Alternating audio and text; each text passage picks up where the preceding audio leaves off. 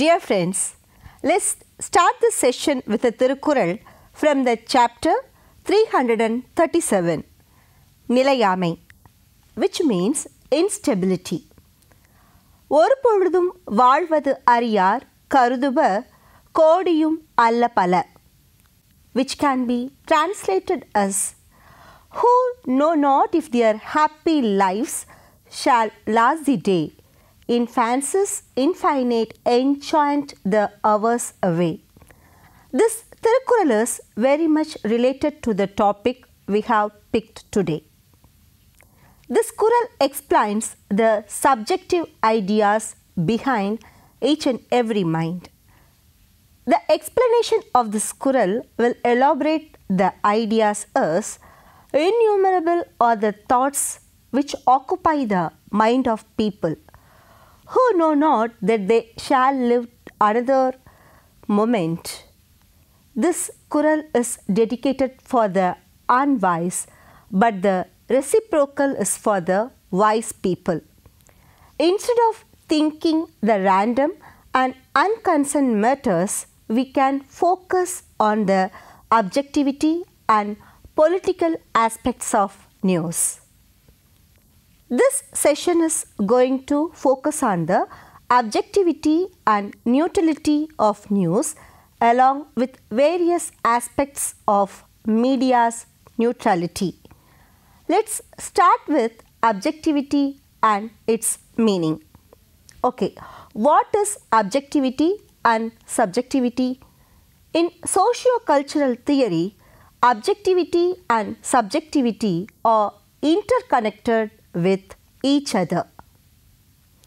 It means objectivity is a theoretical perspective that omniscient, neutral and detached with respect to a certain attribute or set of attributes.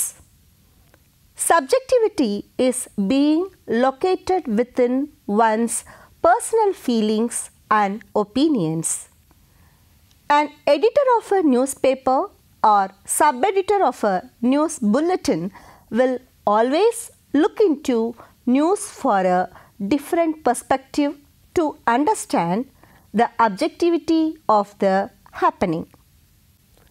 An editor of a newspaper or sub-editor of a news bulletin will always look into news for a different perspective to understand the objectivity of the happening. But when it is over-focused with different perspective, it will be ended as a biased journalism. So, let us understand the difference between biased journalism and objective journalistic conditions. What is biased journalism? Biased journalism will destroy people's faith in journalism, which is stimulated by race, religion, caste, political stance like. This will be started with the choice of reporters, choice of perspective, choice of target audience by the corporate news organization. So, this biased journalism is merely an evil for the field of journalism. Neutral media maintains its balanced state. Some media researchers insist that if journalists acknowledge that bias does exist, that it is built into the choices they make when deciding what to leave in and what to leave out. It means a lot to the public. Media is not just a vehicle which passes the information to the public. It passes the right information to them to instigate, to provoke, to take a step to the leap. So, it should be neutral. Public should take their stand from those neutral news. This neutral maintenance is an art which needs an equal training to the Circus Trapeze Act. In the Circus Act, just the artist is responsible for the balance. But in the media, it is in everyone's hands, from the reporters to the editor-in-chief. Everyone should understand the balance and maintain it for the sake of ethical neutrality. This neutrality will bring the readers or audience attention and get the credibility of the media platform. If someone loses the balance and take a diversion towards biased journalism, it will reflect in all the levels. With this objectivity, media will look like a mirror and reflect the events, trends, happenings, statements without distorting what is good and what is bad. The remaining part will be handled by the receiver. When a newspaper or a channel picks a side in politics or with any other groups, it will become vulnerable to get final decisions, and it will be in a risk that is the most cruel to the organization, that is losing credibility among the audience. If an article gives one-sided perspective and presented it as a whole story, then the another perspective is hidden for the sake of bias. Half-truth is always dangerous to the readers. They may react with negative understanding and it may lead to a distress call.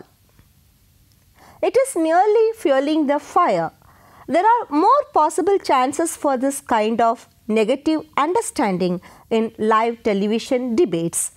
That is why a moderator is presented in all debate shows.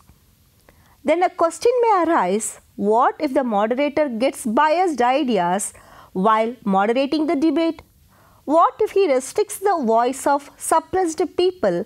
What if he gives a break to the debate in a crucial moment which may escalate the aggressive conditions participant or audience? Here comes the team effort. The whole team should focus on the objectivity of the debate and insist the equal distribution of the rights to talk about their perspective. Then the television debate will become as a good, healthy, worth decision-making debate. Media will remain in the state of neutrality for the sake of public good. So, every media professional should understand the objectivity and stand against the subjective political opinions. What if the government takes power over media? Media is always the voice for suppressed. In case of terror rise, it hands towards the innocent people. Government neglects the people protest. Censorship brings an iron curtain to the media. It should fight back with the ethical understands that the media is meant to be the fourth pillar of the nation. In these situations, the media cannot stand on the side of terror with the concept of objectivity. In case of terror, it raises hands towards the innocent people. Government neglects the people protest. Censorship brings an iron curtain to the media. It should fight back with the ethical understands that the media is meant to be the fourth pillar of the nation. In these situations, the media cannot stand on the side of terror with the concept of objectivity. This happened in the independence struggle too. Media shouted at the face of British government and responded to it with the harsh articles and editorials. The same situation happens now and then, and media reacts the same before with the sharp-ended nips. Media never had been in a dilemma. Even in the emergency period, newspapers wrote against the removal of free speech. That's why the censorship brought into the media professional in those days. During the aggressive times, people may struggle for different opinions. In those days, newspapers should not stop with just providing the facts. What happened in the field struggle? They also wrote routine analysis and interpretations in their reports to keep the calmness among people and dilute the pressure against the condition. This is not a quality of objectivity, but still an objective media can still provide governmental ideas and people's perspective with their analysis as a right act. So, let us discuss about the objectivity and subjectivity of media from this way. Like this, America faced an issue and brought a new understanding of objectivity. This attempts to draw new line between journalists' professional judgments and their personal opinions. Later, the same line was accepted in different nations. Reporters left their personal views, and numerous studies conducted in the intervening years have shown. Reporters left their personal views, and numerous studies conducted in the intervening years have shown many conservatives saw those professional judgments as simply liberal bias in disguise. In particular, the press began to question the government's institutions. Still, those questions saw more pressing elements in press meets. That's why politicians are preparing themselves for the press meet, because no one knows what kind of questions may come from the reporters, what proofs they may present against them and their activities. The neutrality of reporters may give a ticket to the box office or may eliminate them from the position or party. So, the neutrality of the media is a sharp knife for the government too. The media censorship protects victims, not the culprits. It has been proven in many more sting operations done by investigative journalism. Countless journalists were involved in this kind of reporting against the corrupted people, and they published it for the sake of media objectivity. Theories and justifications, let's see. While discussing about objectivity in the news, media researchers states that no one approaches any story with complete objectivity. A reporter starts to dig something from the first information he or she received. The same moment they will have a bias towards some aspects of the story. But one of the goals of objectivity is directing us to set aside those presumptions and move forward with healthy skepticism. But at the same time, media ethics pushes a reporter to give a voice for the voiceless and provide sufficient information for the objective ideas.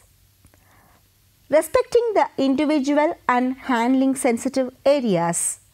The Society of Professional Journalists Code of Ethics says, minimize harm, treat sources, subjects and colleagues as human beings deserving of respect. This ethic redefining that a responsible journalist may sometimes hurt someone with the sharp nib and its words. But the journalist should always have a caution effort to minimize the damage even for the culprits. When it comes to crime victims, relatives of celebrities and public figures, children and other vulnerable people should be treated with extra sensitivity. Publishing the content gathering in intrusive level may be harmful to anyone. Persistence is appropriate to any journalist, but their aggressive way of treating the news cannot be justified in any situation. That is the best way to portray the subjectivity in case of publishing and instigating news. If a journalist writes with full of hatred and harsh words, its tactics is always rude to anyone. It applies to all kind of journalism, and journalistic elements like photographs, exposing personal data, and more. During reporting also, this objectivity needs to be maintained. Calling officials and repeated calls to PROs are not illegal to a journalist, but still these activities should be self-regulated for the sake of objectivity and smooth operations. While taking photographs and entering into a private property, a journalist should ask for permission to follow the media ethics. In similar cases, victims wish to keep their identity confidential for various reasons, particularly in sexual assault. In those cases, news media should not publish the victim's identity with or without their consents. Okay, now let's see how to read between the lines. Let's take a short look into the analysis which helps a reader to read between the lines to get an objective idea and understand the politics handled by the writer. In this digital era, everyone is familiar with the YouTube channels and its videos. Most of the videos' titles are too impressive, deliberate to invite the viewers. But the content is always usual and known content from various news sites and e-zines. Experienced viewers and readers will choose the channel with more confidence, but the general audience will pick the videos and articles randomly. So, those headlines are becoming as a trap for them. So, if a reader wants to read a real objective news or video, they should understand the connection between headlines and the story content. Instant feedback on YouTube videos helps us to find the correct channel which justifying content. Most of the viewers and readers buy the headlines with a different perspective, and after watching or reading the whole content, they may post or propose alternative headlines that inspired from the content with their perspective. This is also a subjective view upon the content. Now let's see the hidden agenda. Consider why some information in an article is placed in a box and not connected with the news content with the usual news format. That is called as hidden agenda, which is suspiciously subjective to the reporter. In investigative news reports, these box news will serve the off-the-record news in a different way or will provide news derived from company informants or anonymous sources. Some articles will carry illustrations, data, photographs with different colors and highlights. A reader should understand that content is subjective to an ideology. While understanding the ways to look into subjective ideas, we have to listen to media researchers' point of view on objectivity. A.J. Dione wrote a book in 1996 titled "They Only Look Dead," which elaborately explained the position of objectivity and subjectivity in a journalistic mind. The press operates under a number of conflicting dictates. Be neutral yet investigative. Be disengaged but have an impact. Be fair-minded but have an edge. Therein lies the nut of our tortured relationship with objectivity. Few would argue that complete objectivity is possible, yet we bristle when someone suggests we are not being objective or fair or balanced, as if everyone agrees on what they all mean. There are different types of journalism exist in our globe. Few types accept the objectivity and few accepts the subjectivity. But news should be objective for the sake of nation and people, because news can instigate people for peace and terror. That's why still in India, private radio players are not allowed to broadcast their own news bulletins. Government is still analyzing the situation and trying to derive different options for this matter. Developmental journalism is always clear in admitting the objectivity, but investigative journalism and political news are not interested in objectivity for the sake of content and pure discussion options. But lobbying is always crime in media. All media professionals should understand and work with the nature of media ethics. Okay, now let me end this session with the political economy policy handled by the newspapers. Few largest newspapers in each state of India run with their own economical values. But most of the newspapers in India completely unprofitable when they withdraw the governmental advertisements and go for private playing. Print media situation is clearly dependent to the state. So, the objectivity insisted by the government should be played by those newspapers. It is a condition maybe, but the media ethics is justified with this condition, so that people may get objective news instead of instigating subjective news. Most of the nations are struggling to get rid of the subjective news.